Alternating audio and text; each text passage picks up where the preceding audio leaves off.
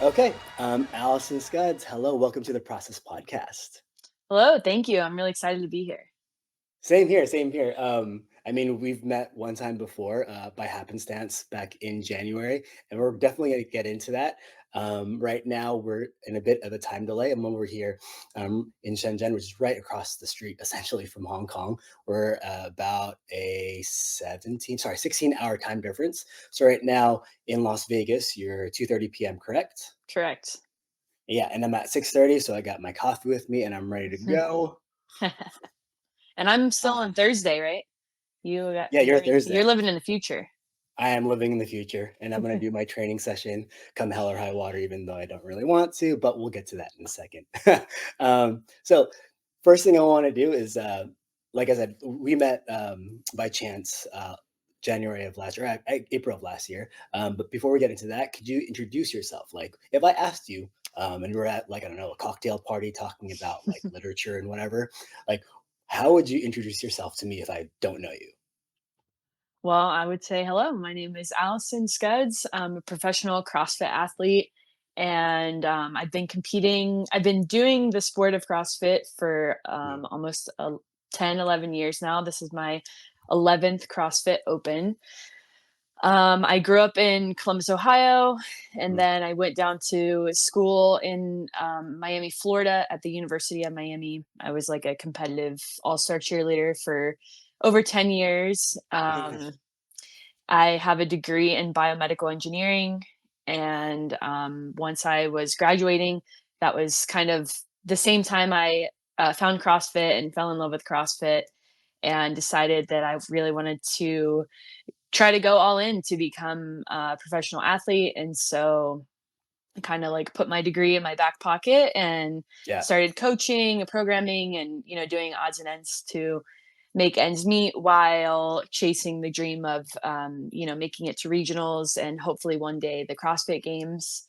Right. And I've kind of been like on that journey since I graduated in 2015.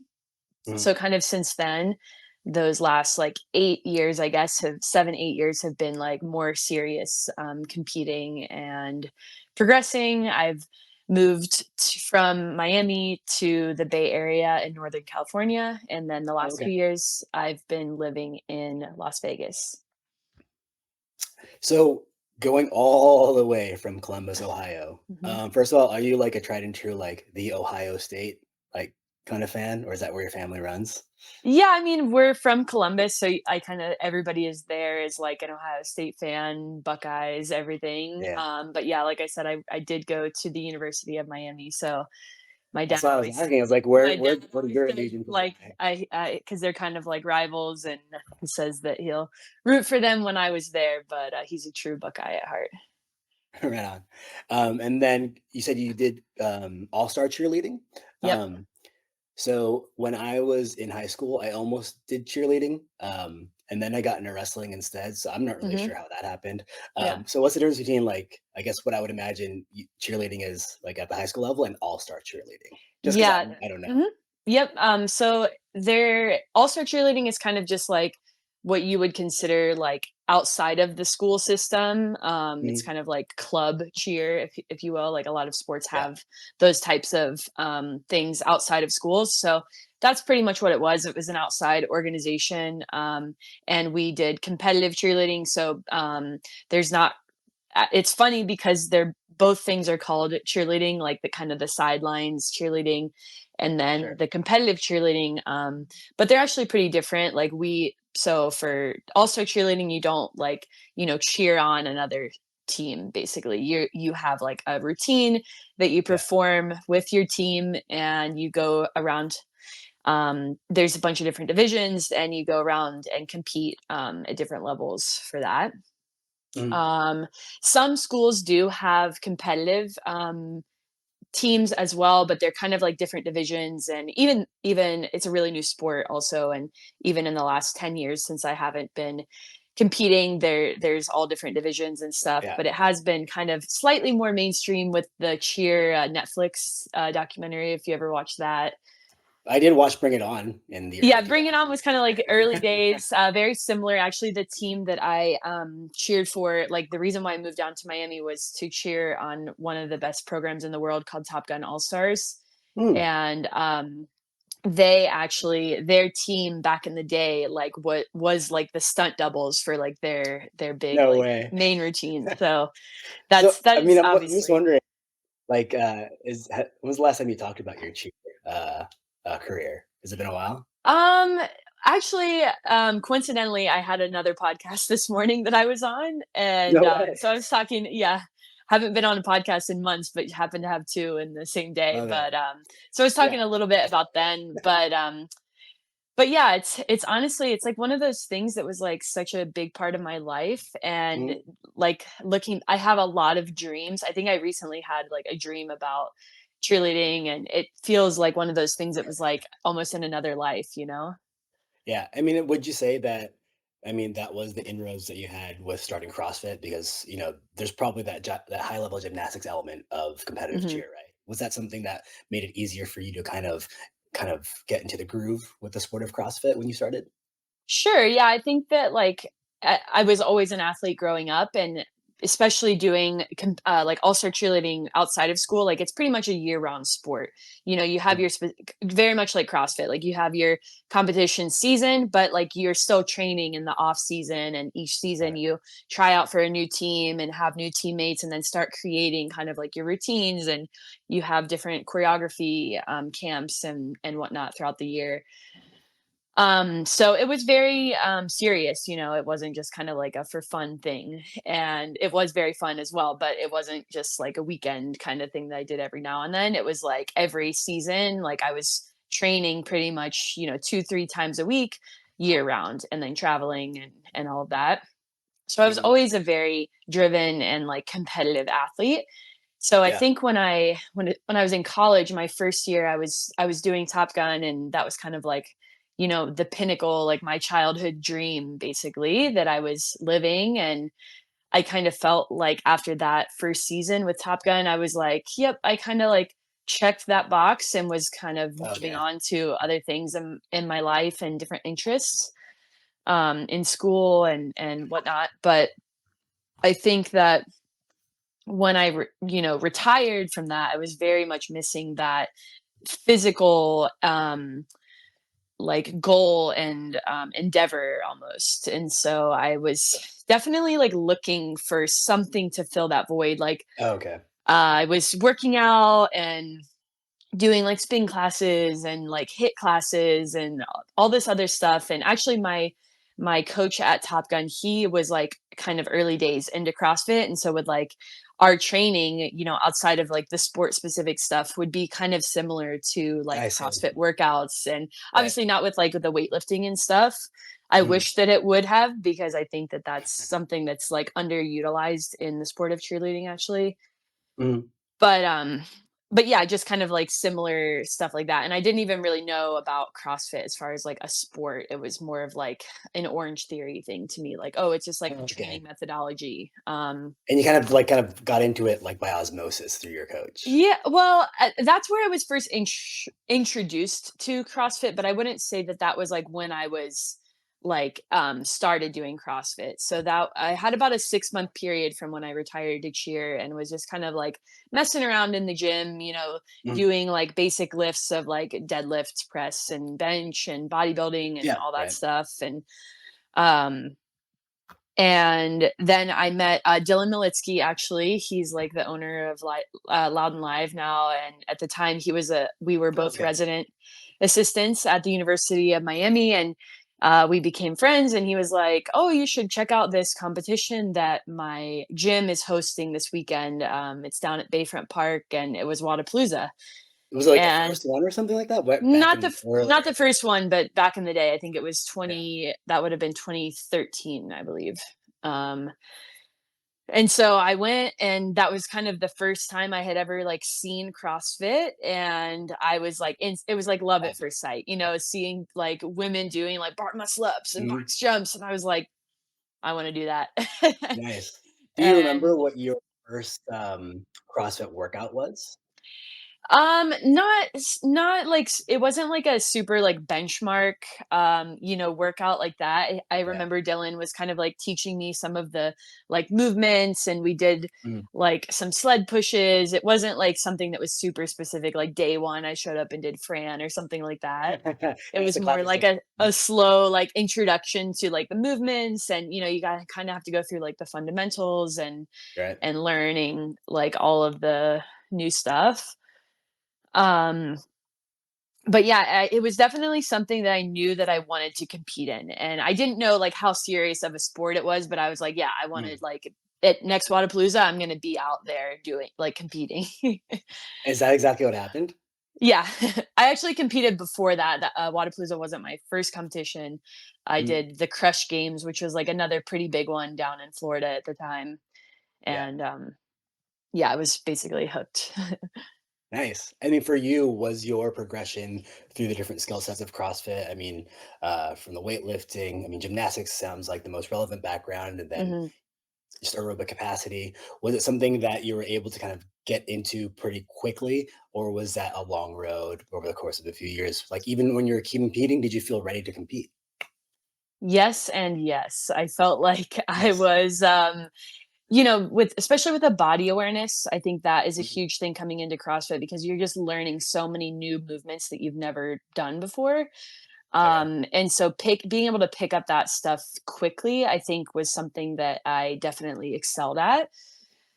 But at the same time, I'm signing up for my 11th Open, and I feel like I'm still very much invested in getting better and, like, fine-tuning all because there's so many movements, like, getting Right. like, continuing to level up, and just like you said, there's so many components to it, being strong, being technical, being aerobic, there's always new skills and movements coming out, there's always, new ways to do things, different combinations of workouts. And that's really one Mm. of the reasons I fell in love with CrossFit is because of that challenge of like, you're never really gonna like have it figured out. So Oh, yeah. You don't yeah. have to tell me that. I mean, I'm Yep. still in the process of figuring out those crossover double unders, and that is a Yep. struggle bus right there. Yep. Totally. And then with, you're talking about you're doing this as you are in the middle of your biomedical engineering Yep. education. What was that like? Like, why did you choose that? And what career did you have a vision for yourself before CrossFit became your career? The reason why I chose that, and when I reflect back on a lot of the things that I did and still continue Mhm. to do, is that it seemed really hard.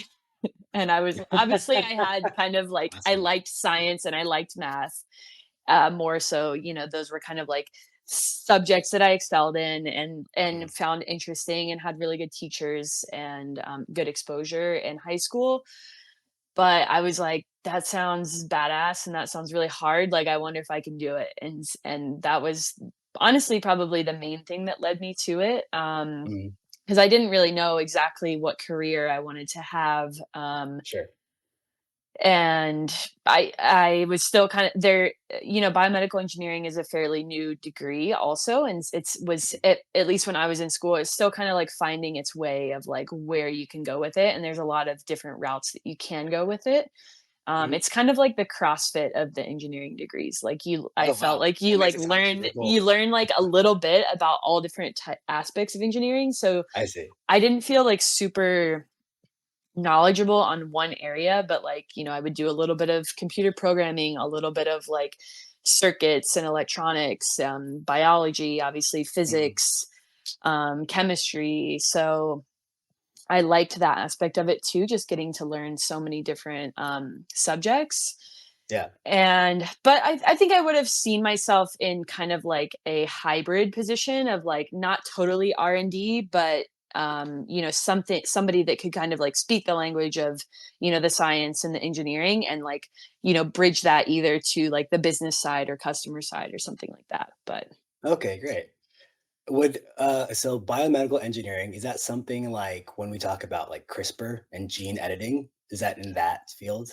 yeah, definitely. That's one of the areas that it could go into, like tissue engineering, Mhm. also just like all medical devices, from something as small as like a stent in your, for clogged artery to like Mhm. big like imaging, machines, MRIs and stuff like that. Yeah. Do you still find yourself like gravitating towards those things in terms of like your reading or just kind of like any type of like your free time, or you go back to that as a passion or as an interest still?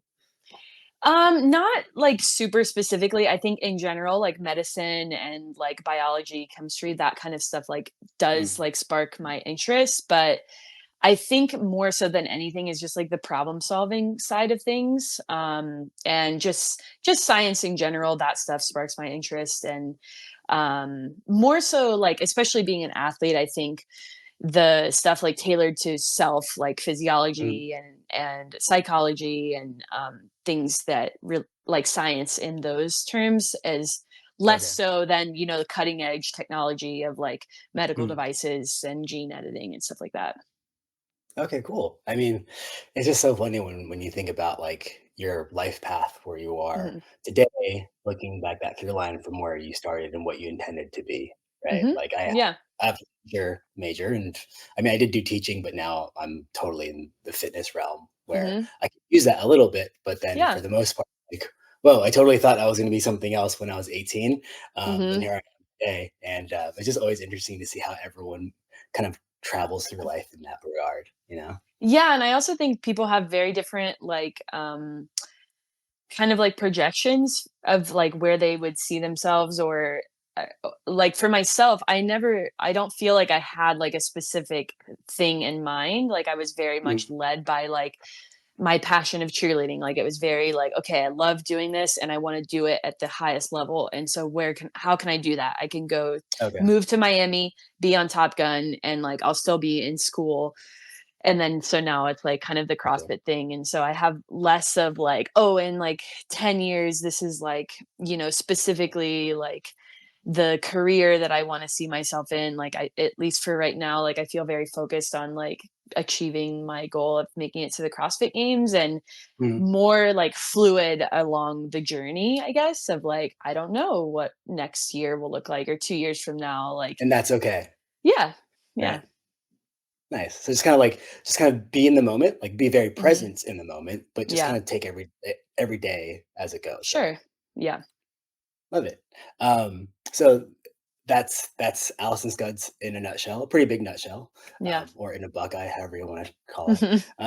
But here, this whole time I was thinking of this conversation, I wanted to get back to, the moment that I met you, because to me, I always think of it as really, really funny and also quite, this funny just kind of opportunity that popped up.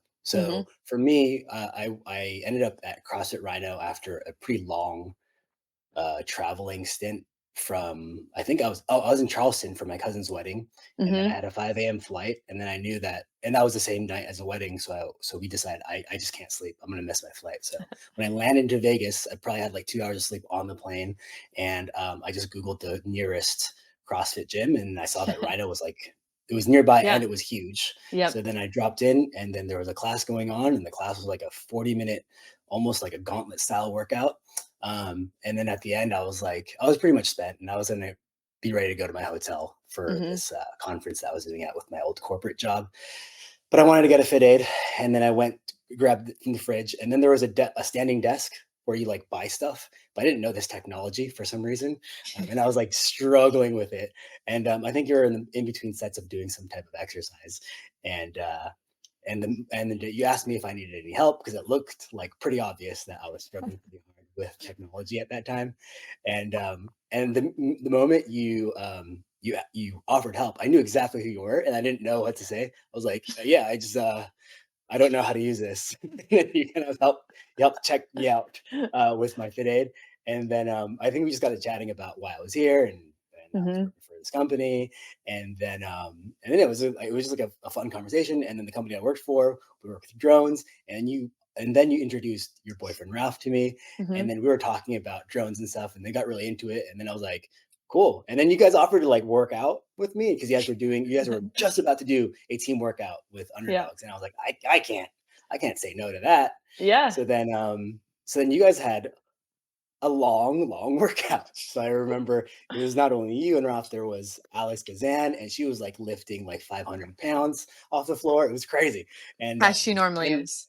as she normally does, right? But in person, Yeah. it's like, oh my Yeah.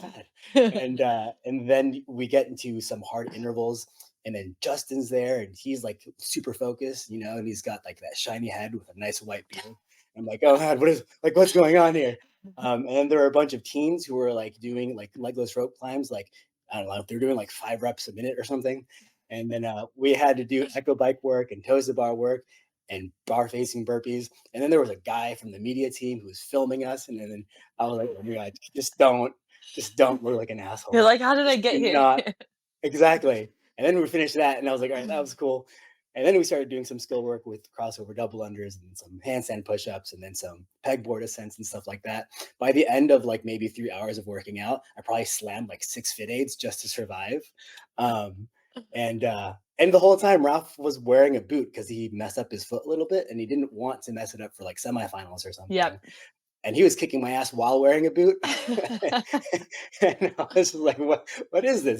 These people are like superhumans. So like from a pretty much like I would call myself like a middling like novice at CrossFit. It was just like amazing to kind of drop into that situation where there were like so many games level athletes.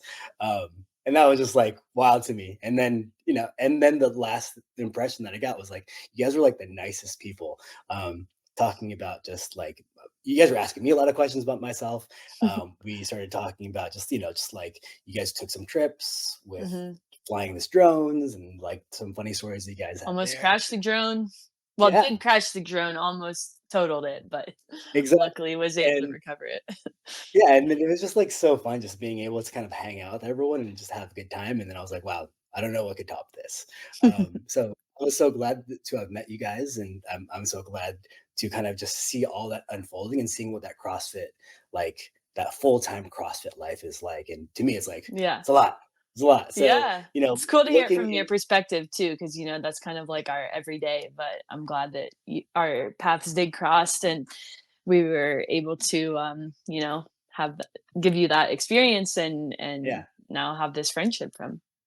Yeah, I mean, I'm super stoked about it, and you guys are like just great people, and even with all of that focus that you guys have, you're just still, you're still yourselves. You still have your lives, and that's just something that I was like really thinking about myself is, even me, now that my career centers to some extent around CrossFit, I still have my job to do. I still have a family to take care of. You're going to start your 11th CrossFit Open officially. Mhm. And, going through this whole journey of going through school and finding CrossFit as not only like your new passion, but essentially your career as well. Doing it for so long and seeing the sport change so often. Right now, like what keeps your passion for the sport of CrossFit? Like what are the things that keep you driven and focused? Yeah, I think, there's a lot of things that go into that. Honestly, the I think the thing that is probably the most impactful is I just love what I do. Like, I love the Mhm. training. I It's like that love simple, right? Yeah, I love the process. I love going into the gym and, like, like I said before, there's so many different things to work on. Even though I've been doing the sport for such a long time, I still feel very hungry to like, how can I, make it better? How can I improve this? Mhm. And yeah, just that like, I don't know, persistence through different challenges and probably a little bit of like stubbornness too. I'm like, I set out to do this goal and I'm not gonna freaking stop until I do it. Mhm. But yeah, you really have to love it every day. And of course, it's not like always the best day ever, like smiling Right. and having, rainbows and butterflies. But something that I always say that's like really resonated with me for many years is like it doesn't have to be fun to be fun. And that's like very Okay. much like reframes like how I think about my training and the process along the way. It's like, yeah, a lot of it sucks, it's like really painful and it's really frustrating and you're like doing the same thing over and over and you can't get it right, can't get it right, Mm. nothing's working. And that stuff I kind of just like try to find the joy and the the good, like, fun parts of it, and I feel very lucky to get to do that and to, um, challenge myself every day and also just keep discovering, like, the best version of myself, and so that's pretty much That sounds like it for quite me. like a is that's like a really reflective process you're talking about. Do you do a lot of reflecting, like, on your own? Do you do a lot of writing it down at the end of the day and stuff like that? Yeah, not like I wouldn't say I'm super like routine with like journaling and stuff. I kind of go Mhm. through phases and what not with that, but I think Yeah, just yeah, yeah. over the years, like very intentional training, and Mhm, I've had a lot of great coaches throughout the years as well who've helped me discover different aspects of that, and mentors, and just the type of person I am. I'm very curious and like to learn about everything and like to just play and like try to problem solve, really. Kind of yeah, bringing it all back to my engineering degree. Like I feel like exactly. there is a solution to anything, and also like, and another reason that I love being an athlete is because I get to like inspire other people to kind of, go after their dreams and goals too. Mhm, Like I don't feel like I was am particularly talented or like, gifted. Like I was an athlete all my life, so I definitely have that benefit, but like I was never like the best at really like anything I did, and I just, and even in school really, like I don't think I was like the smartest one, but I just am like so focused on a goal that like just proving that you can kind of like whatever you set your mind to, you can like, not only like achieve it, but like find yourself along the way and enjoy it. And yeah, there's different ways to define success as well. For you then, as being goal driven like that, has it always been easy for you to either find a goal or kind of like find yourself, like pursuing a goal, or is it something that you have to kind of parse through like season to season, year by year of like what is the thing that I need to focus on? I think it's been easy for me to like stay focused on my goal, but the difficult part has been these last few seasons for sure has Mm, been like, okay, like am kind of trying to answer like, have I peaked or like have I plateaued, or is it mhm. still Okay. possible for me to like get better? And kind of with that, like, genetic or talent component to it, I think is something that Mm, has been like on my mind recently. And it's a tough thing to deal with because I'm very much the type of athlete who's like, I want to turn over every stone and try to feel like I'm maximizing everywhere I can. mhm. Um, and I think just being at peace with like, and one of my previous coaches, Nick Fowler, he asked me a long time Oh, ago, like, what would you do if you knew you would never make it to the games? Like mhm. you knew today, no matter what you did, you would never make it. And that was like a really tough question to ask myself. But I was Yeah. like, honestly, I would keep doing what I'm doing. And so that was like very freeing in a way too, of like, yes, it's my goal to make it to the CrossFit Games and I want to keep Mhm, becoming a better athlete. But that's not the only reason I'm doing it. And it's more like, I guess, process focused. mhm. And that helps you enjoy what you're doing and not just doing it to say that you completed the, goal or whatever it is. So Yeah. just trying to Ah, remember that, and also just find ways to feel like I'm intentionally like working towards the goal rather than just kind of like kicking the can down the road and okay. getting the same results. So it's like Yeah. at the end of each season, I want to feel like I did everything that I possibly could to put myself in the best position, and and the rest is kind of out of my control. So that question that Nick posed to you, right? Like if you knew right now that you would never make it to the games, would you like how would you go about this? That yeah, definitely would be a hard question. And I think I think everyone either they know it right now or they feel it kind of around the corner. There are hard questions about the things that they are doing, Hmm. whether that's self-doubt or a legitimate question. Um, and that's something that I struggle with myself. how did you go about like tackling that question? Did you shy away from it for a while? Like, what was that process like? And even now, like, do you have those moments where you can see those tough questions? Do you tackle them head on right when you see them, or does it take you a while? Like, what's that process like for you right now? I think when it was like proposed to me, I think it was like during kind of like just a tough training day or training Mhm, block or something where I was just kind of like frustrated with like my results and stuff like that. And so I think it was honestly like it was something that I needed to hear at the time because I was like so caught up in the results. mhm, And it's like, okay, well, let's basically take the results out of it, like if and so that like I think, I was just forced to more like to face it head on and just be yeah, realistic with like, right, yeah, like what would I do if I knew that?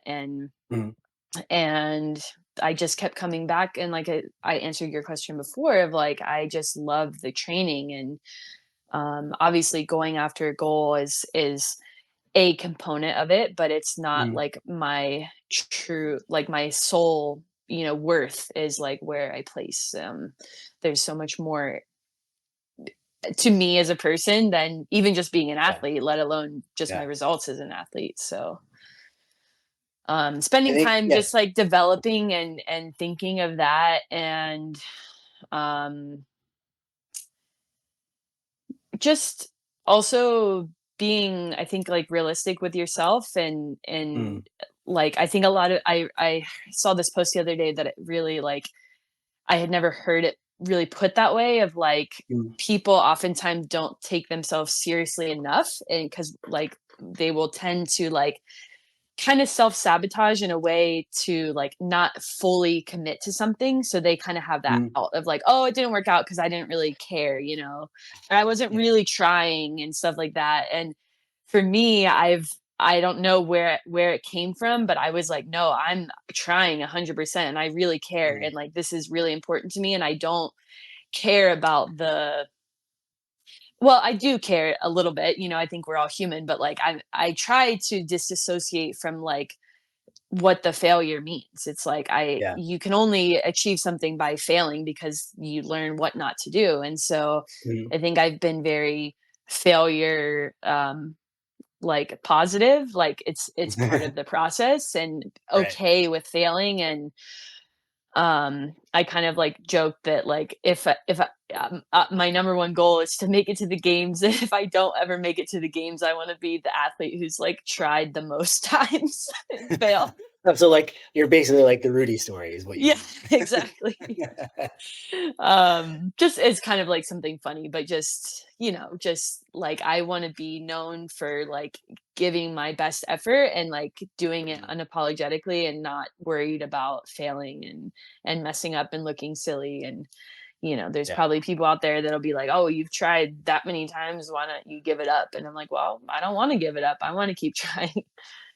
Well, I mean, that's awesome to hear, and one thing that, that Ed, who's the founder of the process programming, he tells Hmm. us as a team is he wants us to be never afraid of failing. Yeah. And failing is always okay, but the one thing that has to be the caveat with that is you have to learn from that, right? If Yeah. you fail and walk away from it, or fail and just hide it away, Hmm. fail and try to make it so that it didn't exist because Hmm. that makes you feel better, then that is wasting the Yep. potential of the failure, right? So you need to walk away with it from something. Sure. Um, and I think Giannis from the Milwaukee Bucks, he even said last season, like, when they didn't make it to the finals, it wasn't so much of a failure. It was a step to figuring out your success later, right? Yeah. Which I think, yeah, people can wrap that up as like that's just positive thinking for something that you did wrong. But at the Hmm. same time, it is true. Like there's so much that you can learn about the things where you miss the mark. And if you don't figure out what it is, then that's just a lost opportunity where it's all this potential that went nowhere, right? Sure, So yeah. I, Yeah, and I I'm think really glad thinking that you of said your that. story as like it's still in the process, right? Like something this sports psychologist as I work with sometimes was saying is like, well, if you don't make it, because I put a lot of pressure on myself, especially at like the semifinal level, because that's kind of for me like the one chance I get to Yeah. like, make it to the games, right? And it's like, well, if you don't make it, it's like, well, you're not done competing. It's like, so your story is like continuing to be written. And so trying to like zoom out a little bit and view it from, that macro lens. Nice.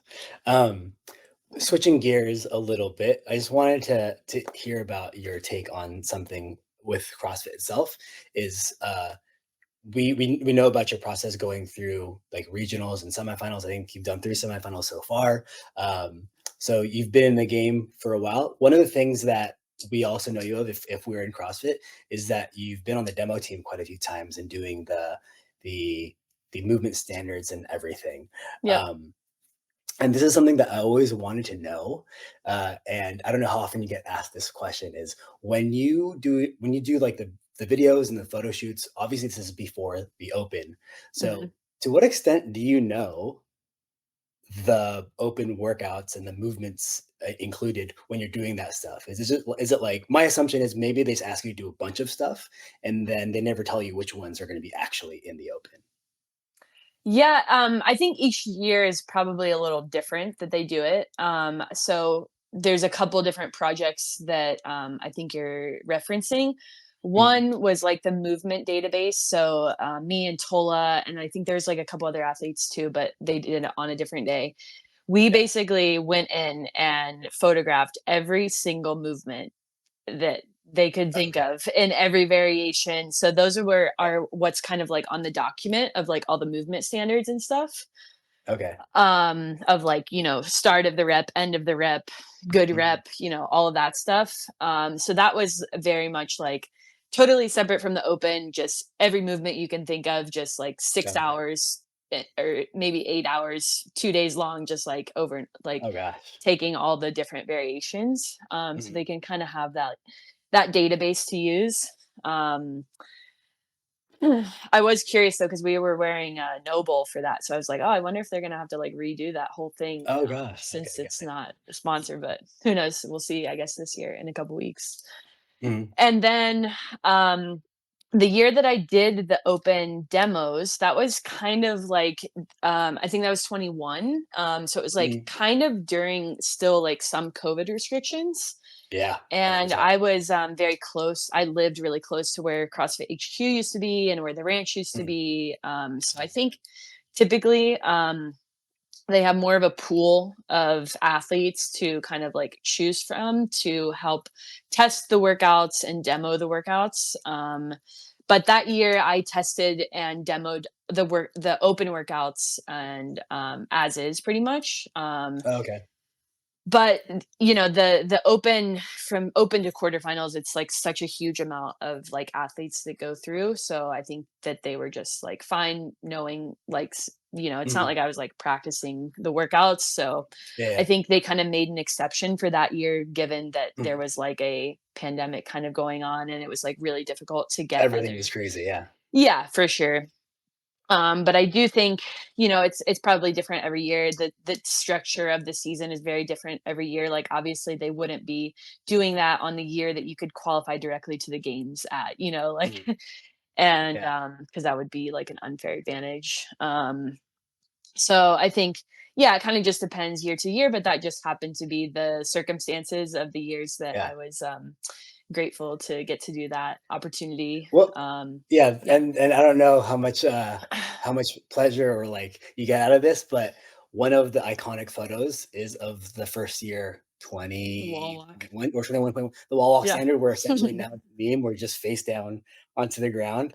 Like, number 1, do you remember the moment of taking that photo where they're like, "Alright, Allison, so what you're gonna do is you're gonna be face down, feet against the wall, arms down, and just press your face into the floor as best as you can." Like, what was that So like, so first off? what's so funny about that story is that like when we were shooting the videos and the photos for that, it's like pretty serious, it's like you got a lot of Yeah. stuff to do and like there's a big camera crew, there's like lighting and like Oh, it's very yeah, like specific and like you're yeah. just kind of like trying to like rip through everything as quick as possible because Right, right, those right. days can get really long and there's a bunch of different shots that they have to get. So honestly, when they're taking it, it was like didn't even think twice about it. Like it was just like, yep, we're doing that, we're doing this, we're doing this, we're doing this movement, we're doing this. Or like very serious, very like, scheduled. And then I was at the open announcement, like they invited me back to CrossFit HQ to help out with the announcement that year. Okay.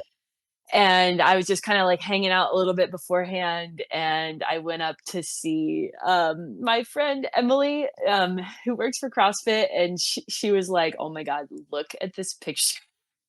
And she That was like the first time turned. you realized that that was gonna be publicly Yes, like, open? minutes before it was, like, released to the public, and she, like, turned her monitor around, and we would, like, both started dying laughing. I was like, "Oh my god, that is hilarious."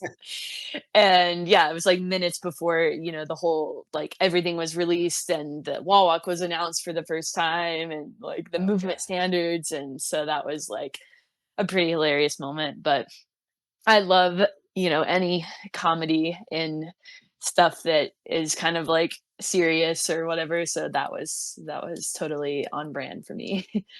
Awesome. I mean, because I mean, now it's just like a pretty mainstay meme that we have in the CrossFit Yeah. space, of like, I don't know, like how your day is going and stuff like that. Just off the top of your head, do you have any favorite meme variations of that photo? I think somebody made like I think somebody at CrossFit HQ, or maybe it was somebody that they like, I don't know who it was who made it, but it was Mhm. like different, putting me in like different environments. I can't remember Okay. specifically what they were, but it was Yeah. pretty funny.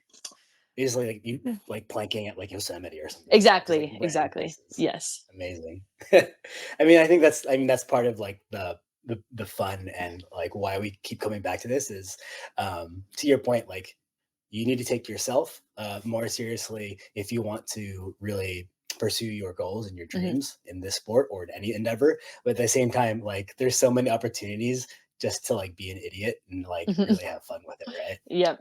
Yeah. And this season, I mean, we have a few changes in the season overall. Like me as a masters athlete, Yeah. I just found out yesterday what the masters games is going to look like. Not that Mhm. I'm going to be at that level, but like it's good to know like Yeah. what that outlook looks like for me and what my season could look like Mhm, potentially. For you, the picture is clear and what that road to the games looks like. You said semifinals and everything. So looking at this season, you have a few changes. mhm. You recently told me about having a new coach and then now Yep. having this goal of getting stronger. Can you tell me a little bit about what those experiences have been like for you as you approach? I don't know, we're like 4 weeks into the start of the first open workout. So can you talk to me about that bit? Yeah, we're actually 3 weeks Oh gosh. from Okay. So like I'm totally I ready. have my calendar right here.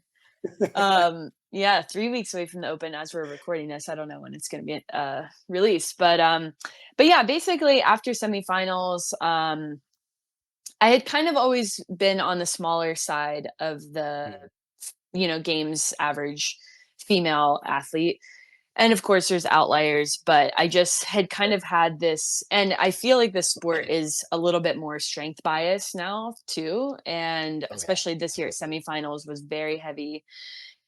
And so I was kind of like, okay, what if I spent, 3 months just solely focusing on getting a little bit bigger, really trying to put on weight. Like I had kind of not fake tried, but like tried without much intention, I guess, of getting a little Mhm. bigger and stronger. Okay. But I basically had made up my mind. I was like, I'm gonna try this, and what, I have nothing to lose. Like this is something that I've always wanted to try. I did a little bit during COVID. I put on Mhm. probably about like 5 to 10 pounds there, but that was like across many months. And so I was like, all right, this is gonna be like very specific. And so I did kind of like a conjugate style, like strength training. Okay. Wow. Um, Okay. I was like 3 to 500 calorie surplus every day for 12 weeks, and very hardly no CrossFit and just a little bit of conditioning, to kind of maintain some base, but very Mhm. a lot less volume than what I do now. Mhm. And yeah, I was able to put on a little bit over 10 pounds during that time. Which I was really happy about. Like it was something different, like a different type of goal that I had, like, so it felt very, fulfilling to be like, okay, I'm going to do this, and then I did it. Mhm. And yeah, and then since then I at around that time I started working with like a coach, Jeremy Meredith, who was kind of um like consulting me on different strength stuff, and he's I also just see. like super smart about everything, like breathing mechanics, technical components of gymnastics, weightlifting, all of that stuff. So I Mm, started working with him, with Justin, my former coach, and I just really was gravitating towards his style of coaching, his attention to detail, and the very right. like technical aspects. Because I think that's the type of like, you know, technical and like analytical athlete that I am. Yeah. And Problem solving. yes, exactly. And really just breaking down like the technique of different things and trying to like move the needle in ways that maybe aren't as obvious as just kind of doing more and more work.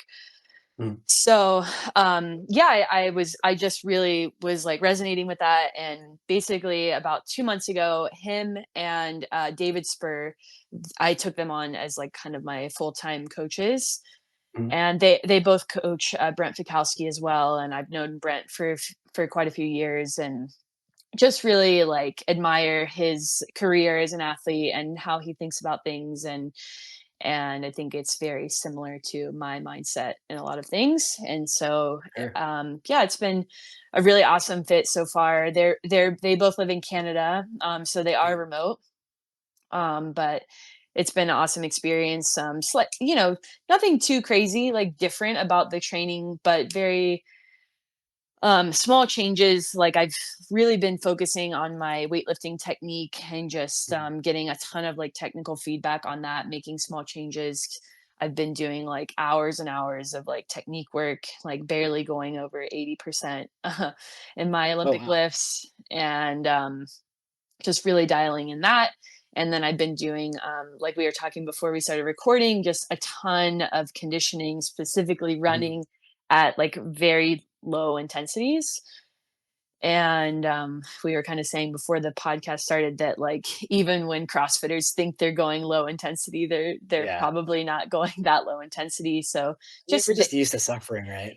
totally, yeah, yep. And I still have my good amount of suffering as well. It's not just like taking it easy every day, but really Right. incorporating a lot of hours. Like I'm running for about 3 hours a week now, like 20 kilometers plus a week, just like very slow and steady. And I'm sure as we get closer to the season, like it's going to get more sport specific, more higher Mm, intensity intervals, but I still kind of have like some intervals and CrossFit stuff in place in the week that I'm still touching on that intensity frequently enough. But I definitely working on the other end of the spectrum too, of like sure. building that aerobic capacity and foundation. And I guess right now it's not too much of a priority to peak, right? Because if Yeah. you're looking at semifinals, that's not anywhere near from now. So Right. you don't have to Yep. peak for the Open necessarily. Yeah. What We're do you have on your 15 weeks calendar for out from there. 15 weeks in the semifinals, Yeah. right? So it's like you don't need to peak now, right? Yep. You can Yeah. kind of hum along and still hit your 80% and be okay there relative Yep. to your competitive field. Totally. Yeah. So yeah, just speaking to you, for the last 40 or so minutes about kind of the way that you operate, it sounds like it is a really nice fit that Hmm. you have with your new coaches. Just kind of ticking the boxes of, all right, what is the specific thing that I need to work on today? What is the intention? And then Hmm. let's go ahead and execute it to the best of our abilities.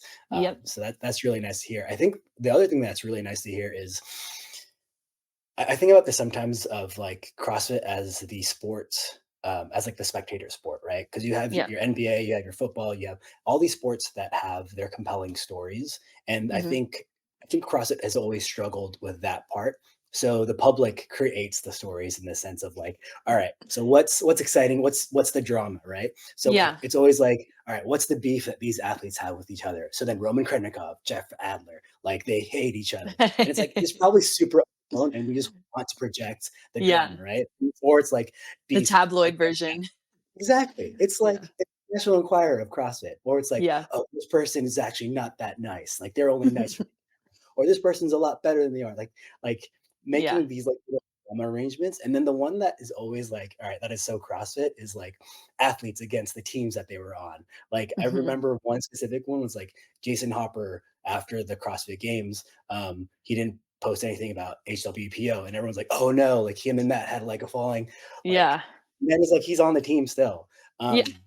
And it's like, what are we doing here, guys? Like, are we focusing on our training or not? Like, why are we Yeah. thinking of these storylines of all this drama that probably doesn't exist and Mhm. has nothing to do with us? And it's all about like, if you think of all sports, there's always that dramatic element that we're looking for. So it's refreshing to hear Sure. from you that what I'm hearing is, yes, you've changed coaches, but there's no drama there. The thing is Yeah. just everyone, like whether it's friends, and other relationships that we have, it happens for a reason and for a season, right? So right Yep. now you have a different focus, and you appreciate the things that you learned from your previous coaches. Speaking Yep. about what you had with each of the coaches at each of the phases of your career. I don't know. Yeah. That's just to me is like that's the reality of the sport and what it should be is Totally. that we're just learning from each other, right? Yeah, definitely. And I think all athletes and coaches in all sports, I think that's just kind of like a normal thing that happens in sports. Yeah, But totally, I'm still obviously training at the Underdogs gym and like still, yeah. see Justin every day, and it's totally cool. And I think just as an athlete, like you just have to figure out what your needs are and find a coach that's, seemingly going to meet those needs and go for it. Like, I don't know if it was the perfect decision, but it felt like what I needed for this season. And I'm excited to kind of, Mm, just like anything else in my training, you're kind of just like assessing along the way, doing what you feel like is best for you. And at the end of the day, like the coaches are important, but like nobody's going to care more about you and your success than yourself. And so right. taking that ownership of like, okay, this is what I feel like I need to be at my best level and who can kind of like help me get there. And yeah, so it's not no drama at all, and Justin was has been super supportive. And I think Yeah. we still respect each other as coach and athlete, and I know that he wants what's best for me, and if I feel like this is what's best for me, he's super supportive. So that's been an awesome, it takes a person with no ego and like very secure in themselves like Justin is, and a great coach as he is, to just be like, yeah, that if that's what you need, then so I feel really lucky to, for all the experiences and lessons that he's given me when we were together and continues to do so, like as I kind of go on to my next thing. Okay, I love it. Yeah. Yeah, it's just like, I don't know. It's just being People love able the to tea though, see. right? So it's more fun Oh my to like, gosh. make up drama and stuff. But and I've heard of athletes who it is a tough thing to do, and I don't think It can be, it's yeah. it's a tough thing to talk about, even like even in my scenario, like I feel like we're very good, and but like some people, it's a tough conversation to have, and some people kind of like maybe they don't leave on best terms, or maybe they Mm, kind of do something that's not great and that damages the relationship. But I think, I've tried to be over communicative in all of my relationships, and awesome. just try to approach it from kindness and genuineness, and be like open about everything. And that's all you can do. I mean, yeah, in the most simple terms, it's like that golden rule is like, don't be a dick. That's Yeah. really what it comes down to, Yep. right? Like it's not that hard to be a nice person. Sometimes, and or just to be a good person, and you know Yeah. exactly what a good person would be doing because that's what everyone is trying to be, right? Is Sure. good. Yeah. Um, with with the new coaching, yeah, the other element, like we were talking about a little bit, is gaining weight in order to be stronger relative to your field because that's just Yeah. true. Everyone's pulling tons of weight now. I mean, I think the classic example of that from the last few months was that rogue deadlift comp where it was, gosh, 10 5-pound increments, and people are just binning themselves, putting up massive numbers Hmm. every 2 3 minutes, right? And Yeah. like, what is it, Alex put up 500 or well, not 500, but a lot more than I I think could it put up. was It's like yeah, 400, I think 400. 430 or something around there, yeah. Yeah. So, like, that's a huge deadlift Yeah, after, like, I don't know yeah. how many A attempts lot before of that. lifts.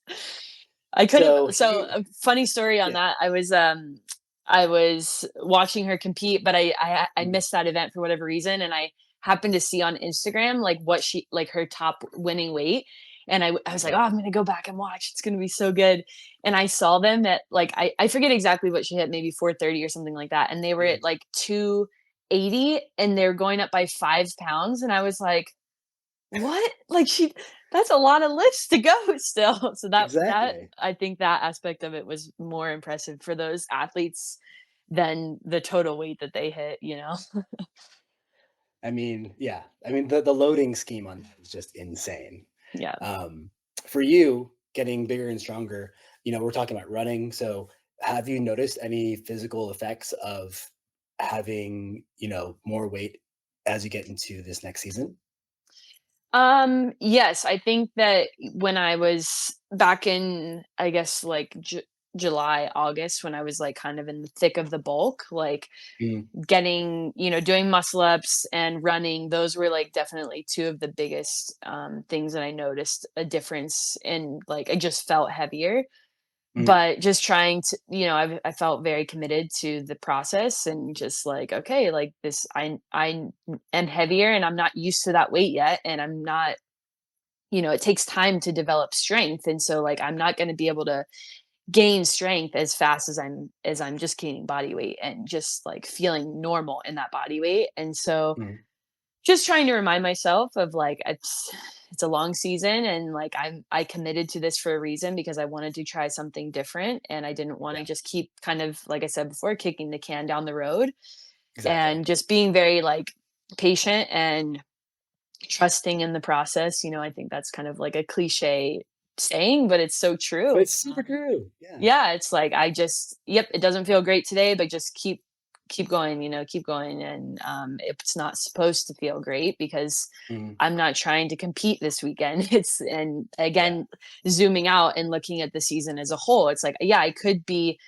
quote unquote competition ready every weekend out of the year, but like, am I actually going to make significant improvements by being at that peak shape? And it's like, no. Right. Right. Um, It's like more of like a plateau rather than a real yeah, peak, as you because the way that you get better is by doing stuff that's not like super sport specific. Like, I'm pretty good at CrossFit, I just need to Mhm. get stronger and I need to get more better like conditioning, and that stuff is takes a long time and it's not sexy work. It's like the 60 minutes I just hit on the Yeah. assault runner in the garage at Yeah. like a 140 heart rate, Yep. just chugging away. That's the work we put in. The other Yep. aspects, though, is also just like the mental emotional side of it. I Hmm. mean, I can think about myself of there was a time when I would put on my wedding suit, Yeah. just because, like, I still wear suits sometimes, and I like that suit, and then, like, I put it on, it's like, "Whoa, this is super tight." Like, I don't think I can squat in this. It's not Yep. meant for squatting, but at the same time, it's like, what happened here? And it's Hmm. the natural consequence of doing strength training for, Yeah. I don't know, what is it for me, 7 years now. Like, for yourself, do you ever get into those uncomfortable situations of, like, not feeling great because you're getting bigger, or is this Yeah. something that doesn't bother you at all?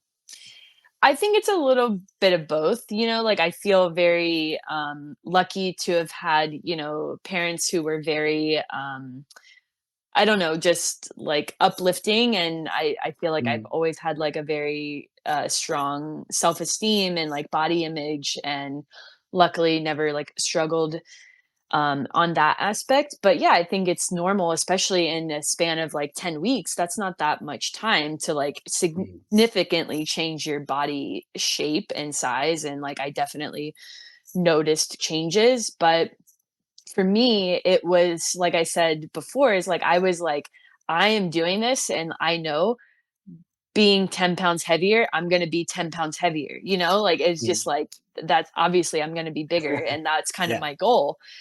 Right. And so in certain aspects, it was exciting, like when I would put on pants that weren't as stretchy, and I was like, "Oh wow, like I'm filling these out." And because I think it was, even when you see when you see yourself every day, you don't really notice like the day to day difference. But Right.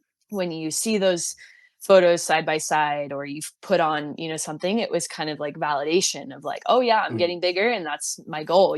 Bigger Yeah.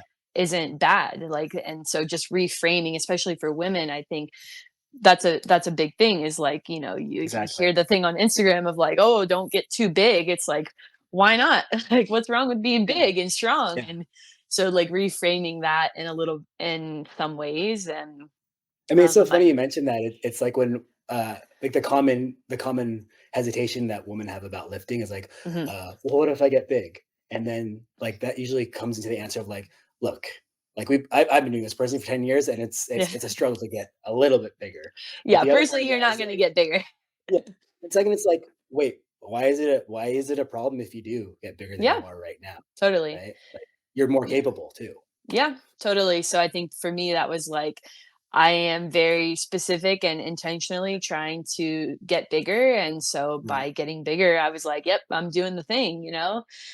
And, but yeah, I think sometimes definitely, I think every athlete does it. And it's like, even from one photo to the next, like, depending on if I had a pump in the workout, like I'll have Yeah. like veins or something, or my abs are Yeah. popping more because I'm in better light. But just like, I think Exactly. recognizing that your brain does that sometimes, and like it doesn't have to mean anything. It's not like, oh, somebody with a better six pack's going to do better at CrossFit. It's like, that's not Mhm. true. And just remembering that that's my sport, and my goal isn't to like look the most shredded. And so Exactly. that those thoughts definitely come up, I think, for everybody, no matter what. And just remembering what your goals are, Mhm. and what you're, even if you're not somebody who's a professional athlete, like if you're just kind of like, doing CrossFit to stay in shape, and it's like you're not as like shredded as you want, well then it's like, look at the rest of your life. Like, do you want the lifestyle of like a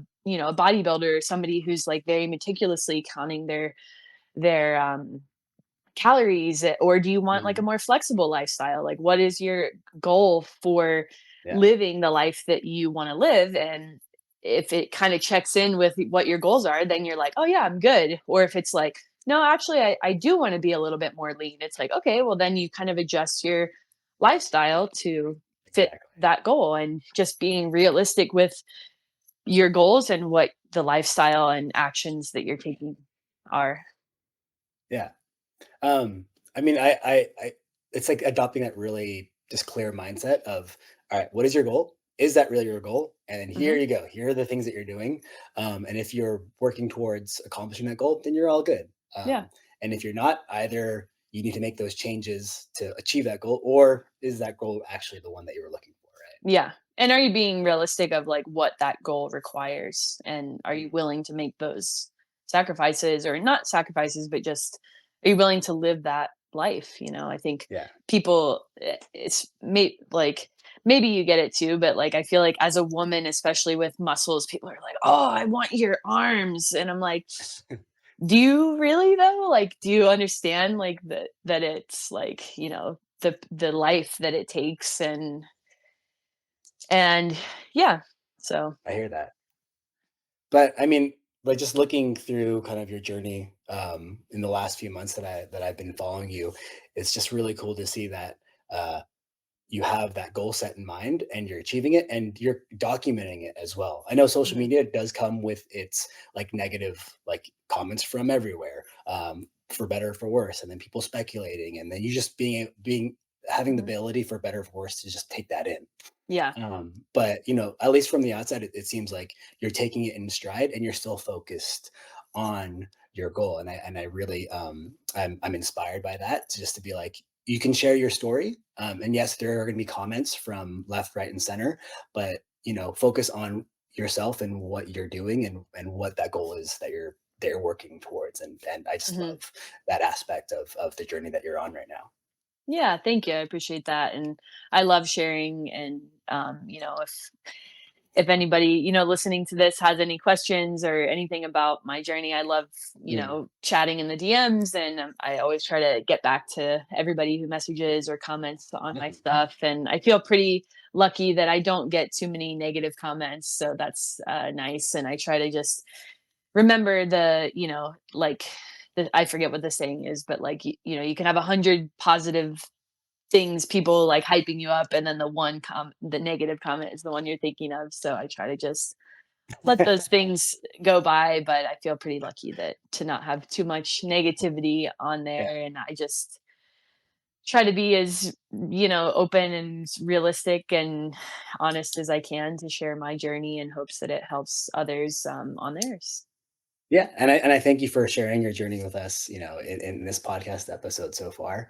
I did want to end on one thing, Yeah, but before we get to that, like I know you're a cat mom. I am. Yeah. Is your cat like somewhere around there right now? I She's hear it every not, now and again. Someone surprisingly. chilling. She's normally attached at the hip, especially when I'm like sitting down, but she must be Okay, off napping somewhere. okay. Sadly, she How didn't many make an cats? appearance today. I have two Yeah, it's cats, all good. It's Rari okay. and Luna. All right. So shout out to Ryan and Luna. Yep. We're gonna end on you understand like the lightning round questions, correct? Sure. Yeah. So this is the lightning round question that I have called the N lightning round because there's lightning Okay. round rules, but a little bit of wisdom from yourself. Are you ready to dive Okay. in there? 10 for you. So Do you be have as quick as you specific can. rules like Just be one quick. answer one okay. Yes, very short, concise answers. Okay. One word if you can. Otherwise, I've given you some simple outs of like this or that. Okay, Cool. sometimes I struggle with this because I'm very context. My boyfriend Raph always says that I tell Allie stories because they're very drawn out, but I'll do my best. Okay, so that'll be the challenge My throughout answer this. for everything is it depends because it really does. Okay, so let's throw the it depends out the window and Okay, knee jerk reaction. All right. we're committing to it. Okay, number one. I do understand that you and Raf both really enjoy board games. Yes, What is one board game that everyone needs to know right now? blood on the clock tower. Blood on the Clock Tower. I think you guys posted something about you guys did like a costume party or something with this. There was a convention here in Vegas. It was during Halloween, so it was like a costume. People dressed up for the convention, but super fun. All right, Blood on the Clock Tower. Two. What is one workout outfit for the rest of your life? If you had to wear one, I want you to describe it for me. Workout outfit. Yeah, because I know that you're really into designing Yes. and putting together outfits for working out specifically. So describe your Okay, I think one my perfect go-to would fit. be, the Rari bra, which I designed. It's kind of like a crisscross, You top designed a bra named after your cat. yes, of course. Amazing. It's kind of like a crisscross in the front. It's kind of like my go-to, very sleek, very cute, but also, very functional. And Mm, I love wearing shorts, but if I had to pick one for the rest of every workout, I'd probably go with some nice leggings, maybe a little mesh down the side for breathability. But I feel like pants, sometimes you need pants for like cleans or yeah. rope climbs. So you got it, or running, something like that. I'm so glad that you ended that answer with that because the next question ties perfectly with this. Guys wearing leggings, yay or nay? Under the shorts or with no shorts? Let's just say like fully just there's no shorts, all you see is all you You know get. what? I'm going to say if it makes you feel confident and comfortable, go for it. Okay, I'm gonna tell this one to my wife because she thinks Okay. that I shouldn't be walking out in public in my leggings, but Yeah, whatever. I don't want people to police what I wear, so I'm not gonna police what other people wear. I love that. Number 4, what is your favorite bulking food? You can just eat it all day. Anything liquid, big liquid diet, girl. It's like the easiest is like your favorite is the easiest to put in. Yes, yes, I Okay. definitely struggle with the appetite, especially when I'm bulking or like full training. So the more Mm, liquids, I make like this 1,000 calorie smoothie every morning, and that's been my breakfast for like years because I amazing. just down the hatch and I'm 1,000 calories in for the day. 1,000 calories, can you just give us a quick recipe of what's in this 1,000-calorie shake? Yes, about 2.5 servings of oatmeal, banana, protein powder. Milk, I use like a non-dairy milk, but you can use regular milk. Mm, Syrup, very important. Peanut butter, and yeah, that's it. yeah, that is a gain shake for sure. Gains shake. Yep. On the opposite spectrum, what's one bulking food that you just can't stand? Can you be more specific? Like, what do you mean Like by? something that you just like, you got to bulk and you have to eat this thing, but like if there's one thing that you just don't have to eat because of you need to gain the weight and you don't, if you never saw it again, you'd be totally fine with that. What's one? Um, I'm not a big fan of like just regular oatmeal. That's why I put it in my smoothie. Oh, I okay. know it's like a so yeah. I mean, I wouldn't like want to down a bowl of like oatmeal, like as much oats that I put in my smoothie. I Mhm. There's no way I could eat a bowl that big with I that hear much that. oatmeal. So that's why I I just hear grind that. it up and put it down. Some Anything that evenings when requires I a lot of chewing or like a lot yeah, of a lot of volume. work, a lot of work, yeah, a Yeah. lot of volume to get down. Yeah, my least favorite is when I put my overnight oats in the fridge and then in the morning it like expands 3 times its size. It's like, dude, you used to be a reasonable Yeah. consumption unit, and now what am I doing? Yep. Um, next one, number 6. We have 10 in total. Okay. Um, pace the race or all gas, no brakes in your workout. I really wanna say the one that we had to throw out, but, What's more fun for you? I think what's more fun to me is all gas, no breaks because I come from that cheerleading like background. Our routines are 2 minutes and 30 seconds. So any workout that's under 5 minutes, like I'm like, hell yeah. But That's it. as you know, a high level athlete, like can't do that with every workout. You have to be smart with your pacing and and Yeah. so it It's depends. unsexy, but it's Depends important. on the Ah. workout. Alright, More times than here's not in CrossFit, you gotta pace the race. that's true, that's true. Um, next question, 1 rep max is on the program. Doesn't matter what lift it is, what song has to be on your playlist? Loyal by Odessa. Damn, that was quick. That Yep. was super quick. And has that worked out for you really well in the past, or is that something from recent memory that happened? Oh yeah, that's usually my max out song. Or like I was doing like a 10 rep squat program for a while and every week I would do 10 reps and I'd put on that song on my top set. It's just so Okay. hyped. You know what's so funny? I have a personal training client who Yeah. we know what his song is, and then when I don't program a 1 rep max for him, and then I start hearing it in his training videos, then it's like, "Oh, did you just go off program and just and go Just for a 1 maxed rep?" I was out. like, No, totally not." Yeah. I was like, "Well, what was that song?" He's like, Um, 3 more questions. Okay, you have 90 seconds before a workout. This is like a personal thing for me. 90 Okay. seconds before a workout and you suddenly have to pee. Do you take a timeout or do you power through? Um, I would say more times than not I would take a timeout.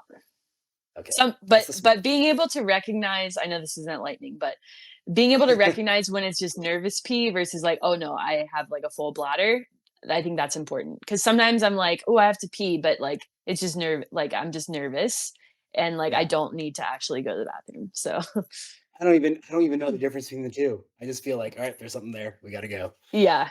Yeah, I mean, most of the time, you don't really like, only when you wouldn't be able to do it would be, like, an in-person competition.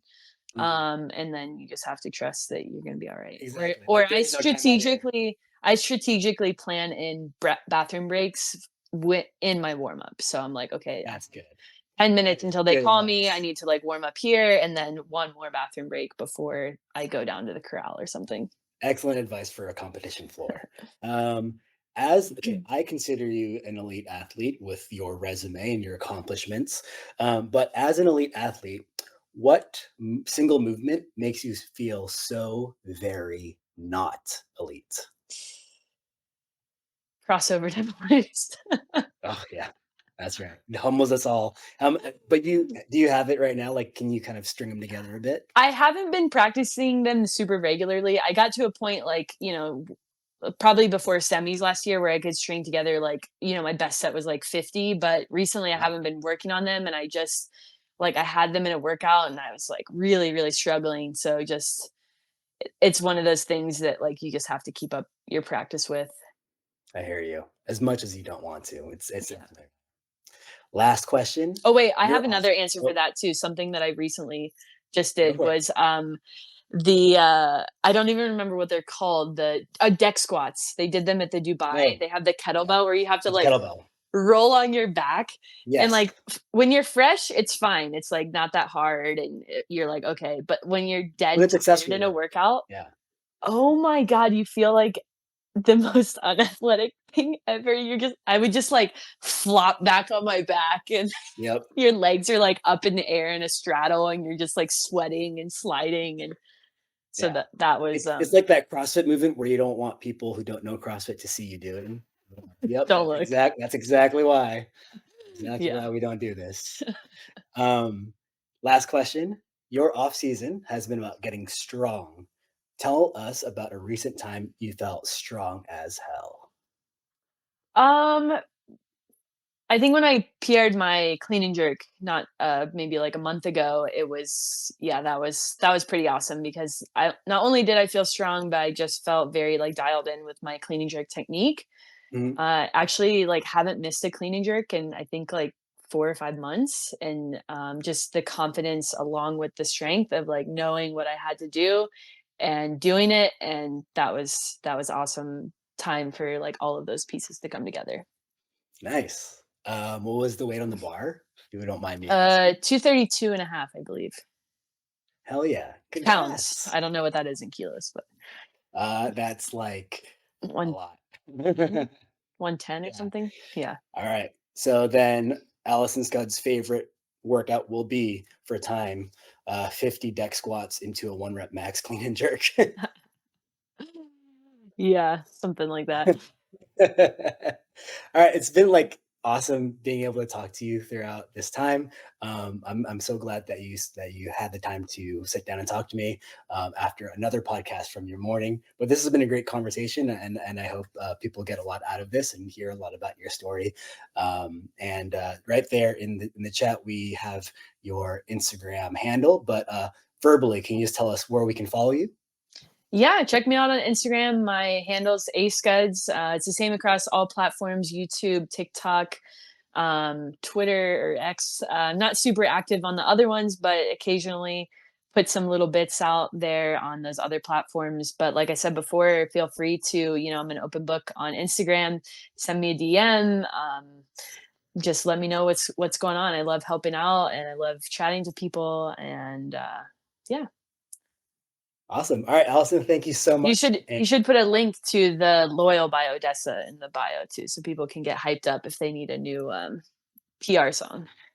All right. Loyal by Odessa will Yep. be Allison's 1 rep max song for you to put on today, even though your coach says don't max out today. I'm talking to you, Brendan. All right. Anyway, Allison's been a pleasure. Have a great day and have a great 2024 season. Yeah, thank you so much, Chris. It was really nice talking to you, and appreciate you spending the time to chat and having me on here. It's been great. Awesome. Thank you. Thank you so much.